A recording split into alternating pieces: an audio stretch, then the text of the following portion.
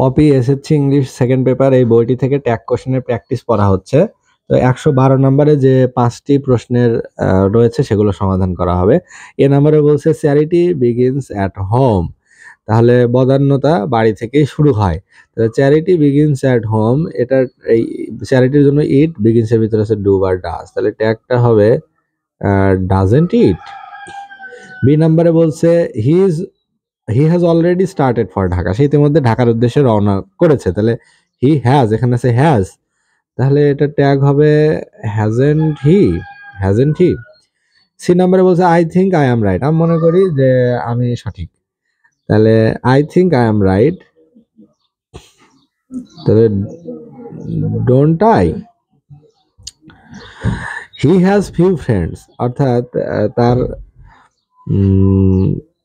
কিছু বন্ধু রয়েছে। হি হ্যাজ ফিউ ফ্রেন্ডস মানে বন্ধু রয়েছে, মানে তার বন্ধু নাই বললেই চলে, ফিউ মানে নেগেটিভ অর্থ বোঝায়, তাহলে হ্যাজ হি হবে। ই নাম্বারে বলছে এভরিবডি প্রেইজেস এ ব্রিলিয়ান্ট স্টুডেন্ট, এটার ট্যাগ হবে এভরিবডির জন্য দে, প্রেইজের ভিতরে আছে ডু বা ডাজ, তাহলে এভরিবডি প্রেইজেস, তাহলে ট্যাগ হবে ডন্ট দে।